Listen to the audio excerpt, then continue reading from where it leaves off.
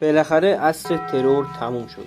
EX بونی متای بازی رو نجات داد و الان میتونم بگم بعد از گذشت 1 سال بازی توی بالانس ترین حالت ممکنه. سلام رفقا و خوش اومدید به این ویدیو.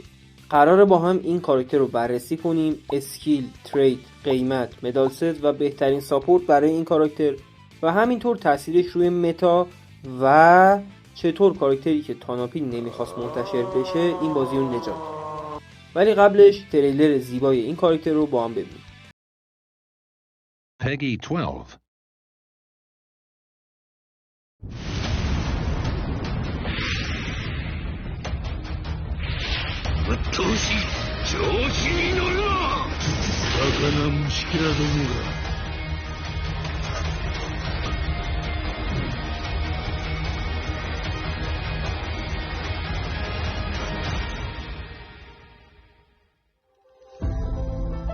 Nika?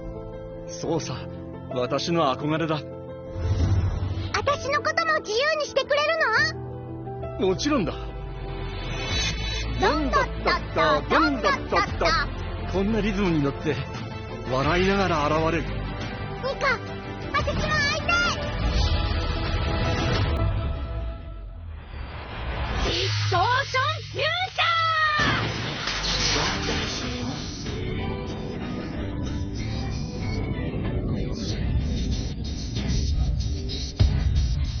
私が一番自由な未来。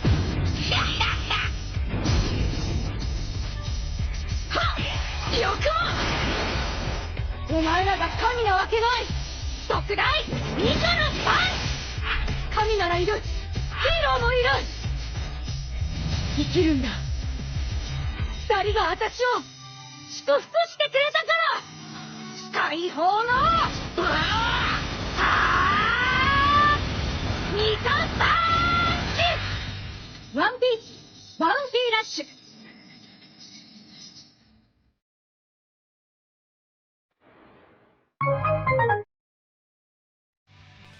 خب EX بونی تنها کاراکتریه که سیستم ایوال داج رو داره که ما اینو زودتر میدونستیم و بررسیش کردیم.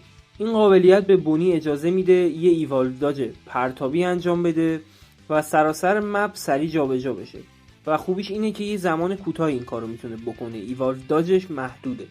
این EX گرین المنته و میتونه بین 3 تا کلاس اتکر، رانر و دفندر جابجا بشه. برای مثال وقتی دکمه اتک رو نگه دارید روی تریژر، کلاس به دفندر تغییر میکنه و موقع گرفتن گنج سویچ میکنه روی کلاس رانر.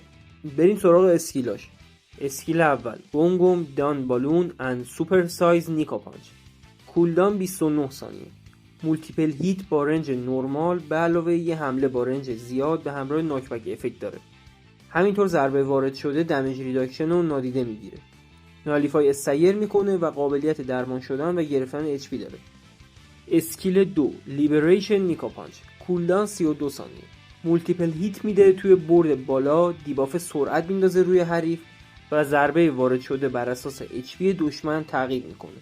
تریت های مهمش رو بخوام بهتون بگم، سولو بوست که همون ایوال داج خودمونه وقتی پر میشه یه تریتی بهتون میده که کاراکترهایی مثل شیریو و کاموساری شنکس هم دارنش که بهش میگن KO پاسیبل. برای بونی اینجوری کار میکنه که وقتی این تریت فعال باشه و آخرین ضربه اسکیل دوم به دشمن برخورد کنه، دشمنتون 100% KO میشه و کولدان داج و اسکیلاتون 200% سریعتر پر میشه. تغییر کلاس به رانر و دفندر رو گفتم. وقتی از اسکیل استفاده کنید کلاس به اتکر تغییر میکنه. توی حالت اتکر وقتی HP 30% یا بیشتر باشه 30% بیشتر دمیج وارد میکنید و همینطور 30% کمتر دمیج دریافت میکنید. کاراکترهایی که تگ سلستیال دراگون یا فرمر سلستیال دراگون یا همون اژدهای آسمانی رو دارن پخت و پز میکنه باشون و فکر کنم خودش هم این تگو داره، یعنی جلوی یه بونی دیگه زیاد اذیت نمیشه. توی حالت دفندر دشمن رو نادیده میگیره و تریژر رو پر میکنه. وقتی دشمن بهتون با اسکیل حمله کنه بوست افزایش اتک دشمن رو حذف میکنه و 3% از اچ پی تون رو برمیگردونه. توی حالت رانر وقتی روی تریژر هیچ همتیمی ندارید سرعت گرفتن تریژر رو 50% سرعت میبخشه و باز هم 30% دمیج ریداکشن دریافت میکنید. اینا مهمترین تریتاش بود. اگه این کاراکتر رو دارید حتما برید همه تریتاشو بخونید. در کل تریت های خوبی داره، یه جورایی ترکیب گیر 5 لوفی ورژن 1 و کاموساری شنکس. برای بونی میتونید از این ست مدال نیکو روبین استفاده کنید. توی محوطه تریجر خودتون ضربه وارد شده به دشمن رو 5% افزایش میده. وقتی تیمتون تریجر کمتری داره کولدان اسکیل اول سریعتر پر میشه. وقتی دشمن بهتون حمله میکنه شانس افزایش اسکیل 2 رو 100% افزایش میده. ساپورت هم خب 100% فول گرین المنت میتونید استفاده کنید. ترجیح من روی تگ انیمال کینگدوم میشه که همون خدمه کایدو و تگ جدید سایفر پول به علاوه تگ زون و کلاه حصیریا. یعنی سعی کنید از کاراکترایی استفاده کنید که همزمان چند تا تگ رو پوشش بدن. مثلا کایدو هم گرین المنت، هم تگ زون داره، هم اتکره و هم انیمال کینگدوم پایرت. قیمت گارانتی بونی یه چیزی حدود 3900 تا ریمو دایمنده که خب فکر کنم گرونترین EX حال حاضر میشه.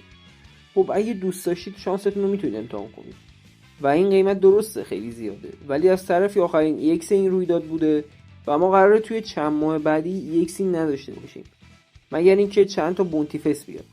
نظر منو بخواید یا تلاش کنید بونی رو بگیرید که به شانس خیلی زیادی نیاز دارید.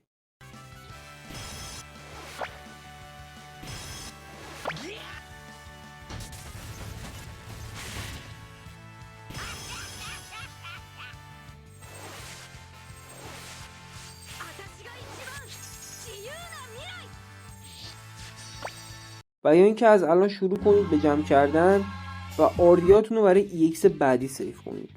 توی اینترو گفتم که تاناپی نمیخواست این کاراکتر به بازی بیاد. منظورم این بود که طراحی این کاراکتر با زوماپی بوده، نوچه تاناپی. و به قیافه مثل تاناپی نگاه کنید، داره سکته میکنه. چرا گفتم این EX متا رو نجات داد؟ دلیلش اینه که بونی یونیت‌های تاکسیک بازی و مثل نوستورو و زوروسانجی رو کانتر میکنه. میدونم الان زونجی پلیرها فشاری میشن ولی دیگه مهم نیست، ما نجات پیدا کردیم. از طرفی بونی کلی کانتر داره توی بازی، هم میتونه کلی کیل بگیره و کانتر کنه و هم میشه جلوشو گرفت و این اتفاق باعث شد خیلی از کاراکترهایی که قابل استفاده نبودن دوباره احیا بشن و به متا برگردن، مثل آکاینو، کیزارو، ایکل چوپر و خیلی های دیگه. ممنون که تا اینجا با من همراه بودید. برای حمایت از من این ویدیو رو لایک کنید و به کراس گیلد ملحق بشید.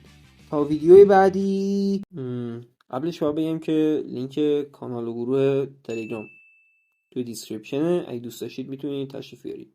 تا ویدیوی بعدی 6 7